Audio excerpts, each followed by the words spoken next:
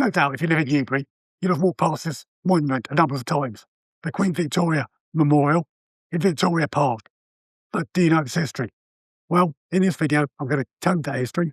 I'm also going to tell you the story how its constructor was brutally murdered in one of the most infamous killings in Edwardian Britain. Let's go, shall we? Our story starts not in Victoria Park, but a quarter of a mile south in Newbury Marketplace. And this is Newbury Marketplace in 2026. Now, for reference, I'd like you to pay attention to the Victorian Bateman Limited sign. Now, let's go back in time to Newbury Marketplace in the year 1907. Again, this time I want you to note the location of the Bateman Limited sign for reference. But now we can see Queen Victoria's monument sited in its original location in the market square, looking very different from how it looks today.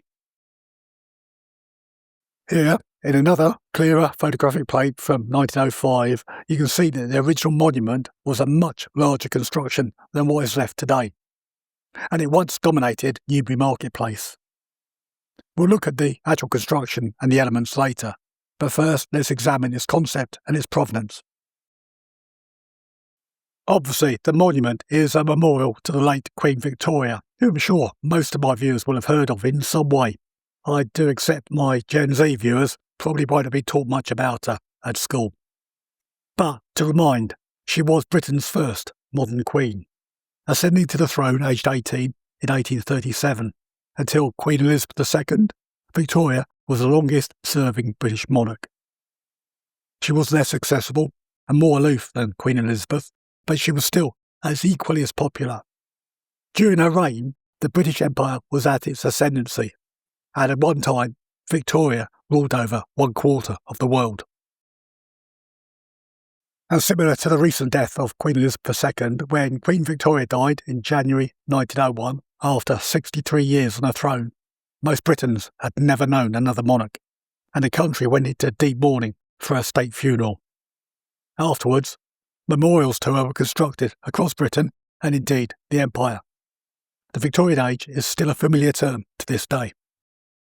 So it might be reasonable for you to believe that Newbury's Victoria Memorial was constructed and funded by Newbury Borough Council. Well, there you'd be wrong. It gives us the idea, no, the obsession of just one man, Lord George Sanger, who I've brought to life here with Midjourney AI. Born in 1825, George Sanger wasn't a real lord. He was a commoner, and in Victorian society, about as common as you could get. Sanger started out life as a travelling showman. In later life, he would begin to refer to himself as Lord George, and he was known in Victorian society for his expensive tailored silk morning suits and top hats. George Sanger might have started off his teens as a traveller and a showman, but over the next 7 decades, he built first his own travelling circus, and then franchised his name as a circus empire. It should be remembered that in the 1800s there was of course no TV, or even radio. Performative art was the only entertainment that people had. For the middle classes, there was theatre, and for the working classes, the musical and travelling circuses. This made George Sanger a household name in the 1800s. He was the equivalent of the head of the BBC by 1880. All this, of course, made George Sanger a very rich man indeed. He was the equivalent of a millionaire by 1899. But also his legacy lives on to this day, because present-day circus ringmasters now all dress in the style that George Sanger invented. Despite his very poor beginnings in life, George Sanger aspired the aristocracy, although the real aristocracy held him in contempt as uncouth new money. But this didn't deter Sanger's love for the monarchy, and he absolutely idolised Queen Victoria. On 3 occasions, Queen Victoria accepted Sanger's invitation to attend his circus in a royal command performance. And this photograph is Queen Victoria in 1899 attending a royal command performance of Sanger's circus in Windsor Great Park. Sanger also had another love. In 1850, he tempted lion tamer Nellie Chapman, aka Madame de Vere, the Lion Queen, away from another rival circus. Within a year, Nellie would become his wife, and she would be a star act for many decades. Sanger was absolutely devoted to Nellie, and when she died, aged 68, in 1899, Sanger's mental health took a nosedive.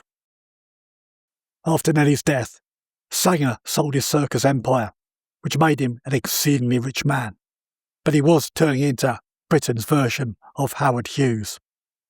While still grieving for Nellie, then, in 1901, his beloved Queen Victoria also died.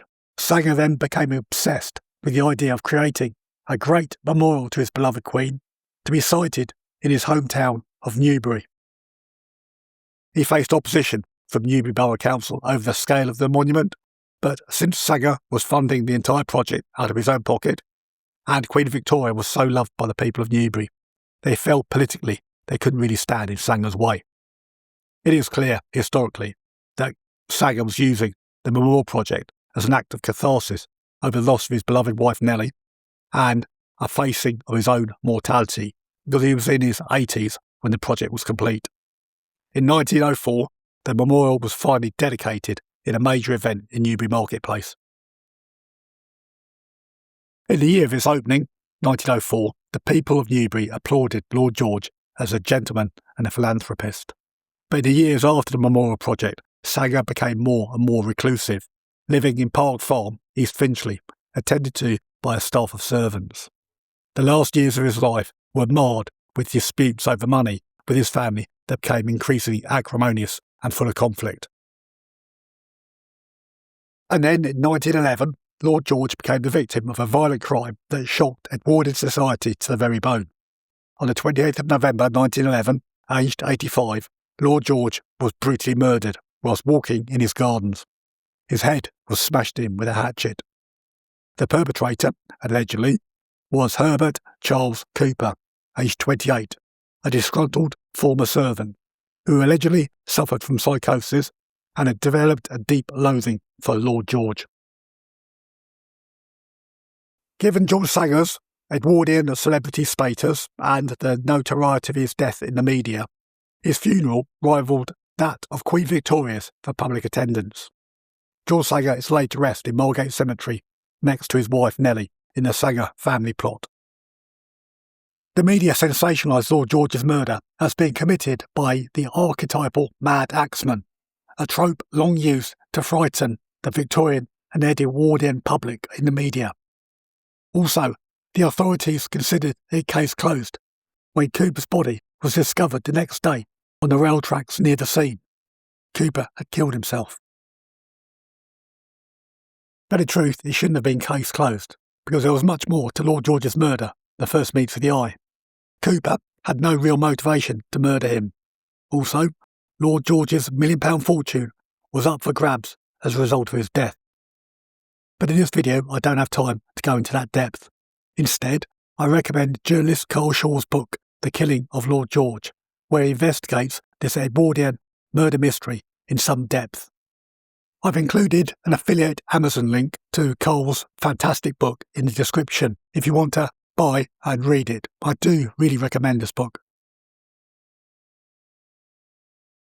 Now we know the dark history of the monument's origins. For the final part of the video, we're going to examine its architecture and then what happened to it after Lord George's murder. Constructed in 1903, the monument was built of two principal materials. For the pedestal, hand-carved granite, and for the sculpted elements, terracotta. Lord George had commissioned two renowned sculptors, Arthur E. Pearce and John Broad, to design and build the monument for him, with the terracotta manufacturing to be done by Royal Dalton's Potteries of Lambeth in London. Now turning to each element of the original monument. The most familiar, of course, is the upright, because that is the part that survives to this day. It is all terracotta, topped by a figurine of Queen Victoria in her flattering middle years, and is the work of John Broad. The pedestal, which sadly no longer exists in the present day, was faced with hand-dressed granite. It was about 2 metres in height by about 5 metres in circumference, and was the work of Arthur Pearce. Let me place a human figure next to it to give you some perception of how imposing the original monument was in Newbury Market Square. On each corner spur of the pedestal, facing out, guarding Queen Victoria, is a terracotta lion. Now, British national identity of the Victorian era, the lion signified military and imperial strength, and is a very common theme in Victorian artwork. But I'm sure on a personal level, George Sanger insisted on their presence as a tribute to his beloved wife Nellie, who was once known as the Lion Queen. George Sanger was an obsessive client to work for, and his sculptors, Broad and Pearce, had no end of arguments with him. And during the final construction phase of the monument, Sanger insisted that another element be added to the monument, causing yet another row. Sanger decided that the final monument did not do justice to Queen Victoria's fame throughout the empire and the world, so at the last minute he insisted on an add-on to the monument. He was inspired by the Greek goddess of fame, Fema. Sanger ordered John Broad, the sculptor, to create a terracotta standalone Lady Fame to be placed next to the pedestal, but this add-on added 6 months to the final project. And this is Lady Fame today, and we'll meet her in a minute. The final decorative elements of the monument, created by Arthur Pearce, were that the pedestal surround was paved and then enclosed by a single wrought iron chain supported by 18 3-foot-high cast iron bollards. Just 3 years after its completion, it became necessary to illuminate the monument with 4 gaslit street lamps. This wasn't a decorative feature. The market square was a busy thoroughfare for stagecoaches, and at least one had crashed into the monument at night. Sanger's Queen Victoria monument would sit in place for the next 30 years, but sadly it was its hazards to traffic that would cause its demise. In the horse-drawn era, it wasn't too much of an obstruction, but in the age of the motor car, it was a serious impediment to traffic moving through Newbury. In 1933, Newbury Borough Council took the decision to move the monument 1 mile to the south, to clear the market square for parking and to create a motor vehicle thoroughfare through Cheap Street. So in 1933, the monument was demolished. Sadly, not all of the monument survived its move to its new location. Much of the pedestal was intentionally scrapped, except for the terracotta Newbury Town Crest, crafted by Arthur Pearce in 1903. Because in 1933, this found a new home on the wall of the newly built Newbury Museum Link building, and you could have seen this crest right up to the year 2014, when the building was demolished again to make way for the new West Berkshire Museum building. The crest is now a museum artefact. In 1933, Newbury Council rebuilt the Queen Victoria Monument, less its pedestal and bollards, here in Greenham Gardens. Once known as Greenham Pleasure Gardens, it was the grounds of the privately owned Greenham House next door, but has been in public ownership as a green space for over a century. So in 1933, the whole monument was demolished and moved here, where it's rebuilt in its entirety. This place is called Greenham Gardens. Back in the 30s, it was called Greenham House Pleasure Gardens, a green space open to the public. The monument was rebuilt, but the plinth was lowered by 3 foot. In this rare postcard of Greenham Gardens, circa 1960, we can see the rebuilt Queen Victoria Monument, minus Sanger's original pedestal, which was scrapped, and the monument has been placed onto a 3-step square concrete slab. And here is the same view in 2026. Of course, the monument has moved again, and we know where it is, Victoria Park. But why was it moved a second time? Well, for the exact same reason as before, the onslaught of the motor vehicle. In 1966, the pressure of traffic passing through Newbury Marketplace and Bartholomew Street was causing constant gridlock. So the A339 was widened to become the principal north-south trunk road through the centre of Newbury. The widening work and the new roundabout constructed swallowed up a large chunk of Greenham Gardens, forcing the council to find a third location for the monument. In 1966, the monument was on the move again, moved to its present location, which we'll go look at in some detail. But a bit of it was left behind. Lady Fame was left here, guarded Greenham Gardens, for the next 50 years. When the monument was rebuilt in 1933, for some reason Lady Fame was separated and placed elsewhere in Greenham Gardens as a standalone statue. In 1966, when the monument was moved to its present location in Victoria Park, she was left behind to guard Greenham Gardens, where you'll find her to this day.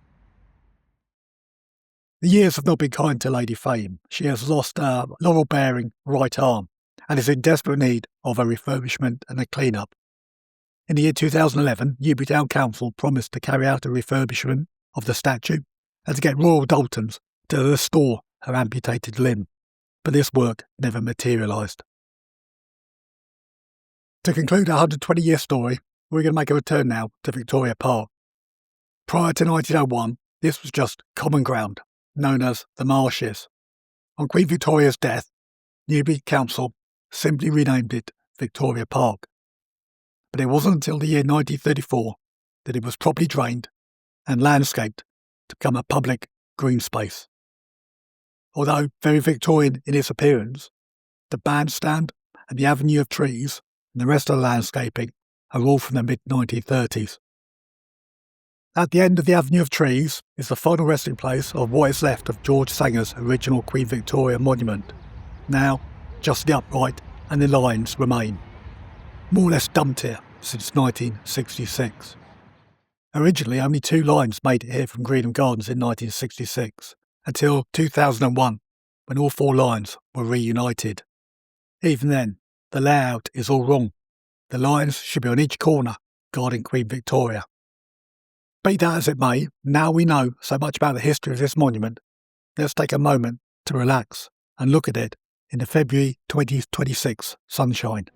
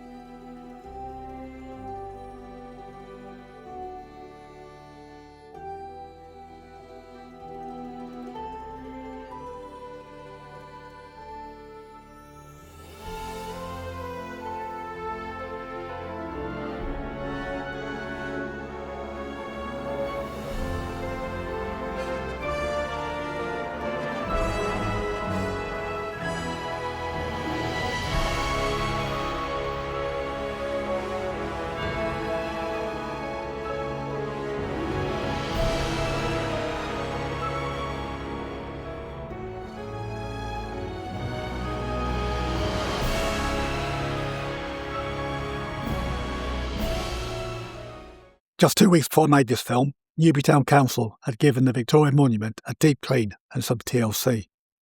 But maybe now, with Newbury Marketplace pedestrianised and car-free, and the Kennet Centre being demolished and turned into a new residential neighbourhood, it's time to rethink the right place for this historic Newbury monument. Well, that's the end of the video. As ever, if you enjoyed it, please give it a like, and if you enjoy niche British history, consider subscribing to my channel. I'd love to have you aboard. To finalise this video then, I think the time has now come for Queen Victoria to be completely reconstructed and placed back where it originally was, in the market square of Newbury. Of course, that's going to cost money, probably about £50,000 to rebuild the plinth. Wouldn't it be good if there was a property developer in town who was making millions in redeveloping the old shopping centre? Maybe they could be persuaded to sponsor the redevelopment.